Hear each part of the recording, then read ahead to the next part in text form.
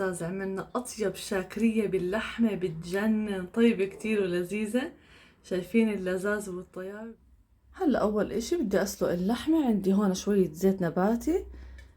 طبعا أنا بستخدم هون طنجرة ضغط، بإمكانكم طنجرة عادية بس طنجرة الضغط دائما بتسهل سلق اللحمة. عندي هون كيلو من اللحمة راس العصفور، طبعا مقطعة وسط، مش صغير كتير ولا كبيرة. بدي أضيفها.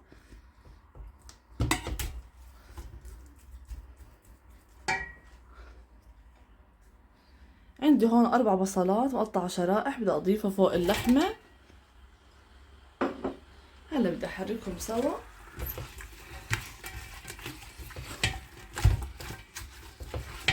دائما بشوحها قبل ما أضغط الطنجرة وأقيم زنختها كمان.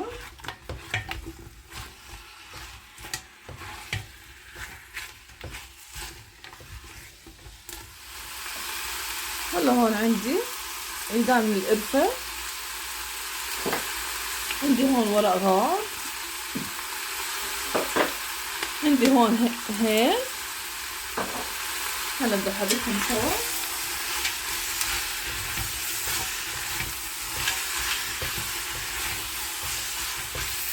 بشوحها مظبوط اللحمة مع البصل والهيل والقرفة.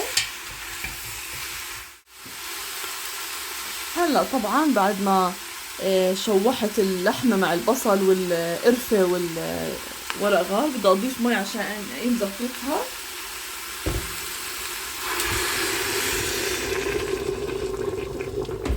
هلا حطيت شوية مي عشان أقيم كل الزفرة تبعتها. هلا بدي أقيم الزفر كله اللي طلع على الوجه الطنجرة زي ما انتم شايفين، كله بشيله.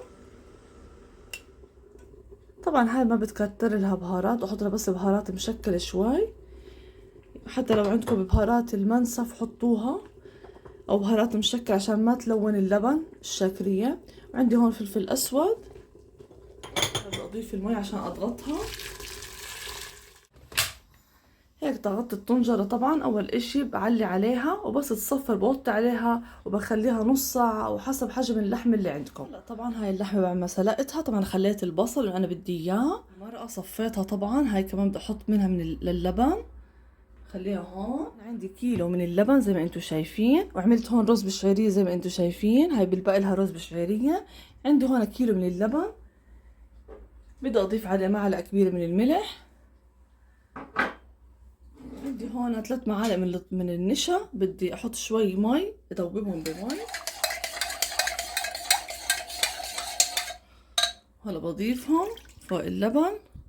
عندي هون بيضة اختياري، اللي ما بيحب يحط ما يحط، بس يعطيها هيك دسامة وطيابة للبن.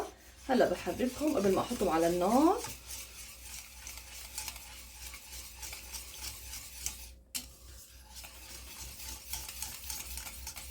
هلا بشغل النار بضلني احرك وما بترك تحريك ابدا.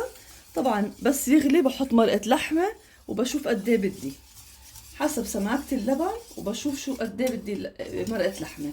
هلا اهم اشي اضلني احرك ابدا وما بترك تحريك ابدا عشان ما يفرط اللبن. هلا طبعا بحط مرقة اللحمة اللي سلقتها.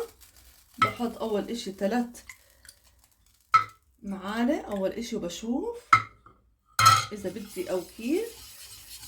هلا حطيت 3 معالق وبضلني احرك وما بترك تحريك، وبعدين بشوف اذا بدي كمان بعد ما يغلي.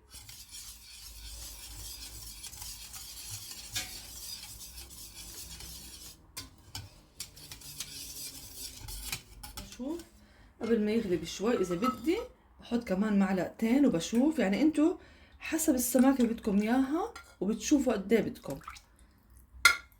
هلا بحرك هيك سماكته منيح. شايفين كيف سماكته؟ طلعوا سماكته كيف هيك منيح. ما بحط مرة تانية مرق لحمة. شايفين كيف سماكته صارت هيك ممتاز. هذا اللون الاصفر اللي شايفينه هذا بيروح هاي من البهارات المشكلة. طبعا هذا بيروح ما رح يلون اللبن. بعد ما غلى بدي احط اللحمة. بسم الله الرحمن الرحيم. مع البصل طبعا. شوفوا اللذاذة، طلعوا اللذاذة واللذاذة. شايفين اطيب شاكرية بتشهي طيب كتير. طبعا هلا بخليه هيك 10 دقايق على النار لحتى هيك ياخد نكهة اللبن، وبطفي تحته وشوفكم بالتأكيد. على اللذاذ عملنا أطيب شاكرية باللحمة بتجنن، طيبة كتير ولذيذة. شايفين اللذاذ والطيابة بتشهي، بنصحكم تجربوها بهاي الطريقة رح تعجبكم. طلعوا اللبن يا عيني، طلعوا اللذاذة والطيابة، شايفين اللذاذة يا عيني مع رز بشعرية، يا الله اللذاذة. في أطيب من هيك وأذكى من هيك شاكرية باللبن، يا عيني روعة.